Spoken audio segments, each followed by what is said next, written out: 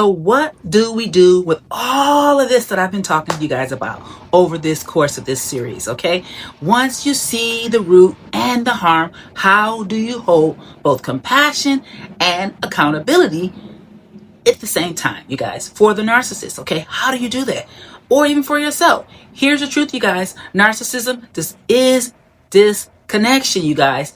It's the body's inability to feel safe in vulnerability. Every cruel word, every manipulative move is the nervous system's shouting, if I stay superior, I can't be hurt. If I stay in control, I can't be abandoned, you guys. And so that's what we're going to talk about in this series, part number 6 of the narcissist, okay? All right, on Trauma Talks today.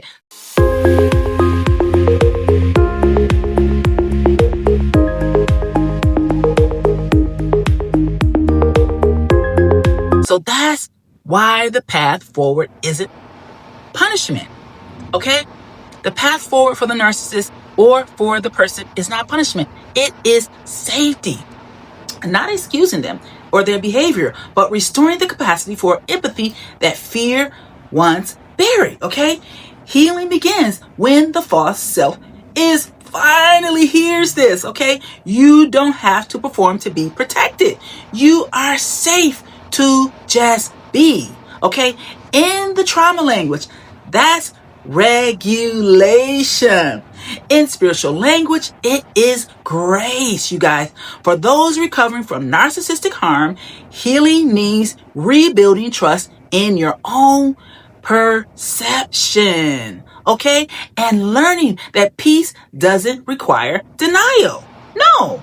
Okay, for those recognizing these traits within themselves, healing means learning to stay present, okay? Present with your feelings. When shame arises, instead of running from it, just be present with it.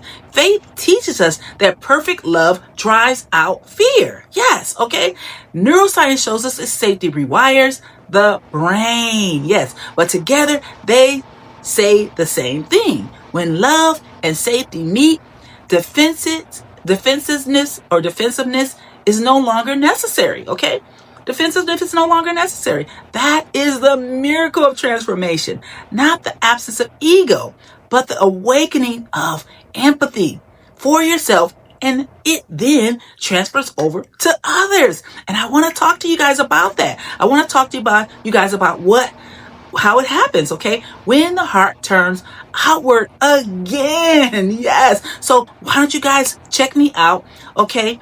We got one more part to this series, but check me out on Saturday on TikTok, you guys. I'm going to be doing an amazing TikTok deep dive into how to heal from narcissistic abuse trauma, okay? So I'm so excited to bring this to you, okay? All right. Start to work with you on boundaries, okay? And work with you on how all this works together for the person who's been abused from narcissistic abuse trauma to the actual narcissist, and how they can begin to find healing if they choose to do so, okay?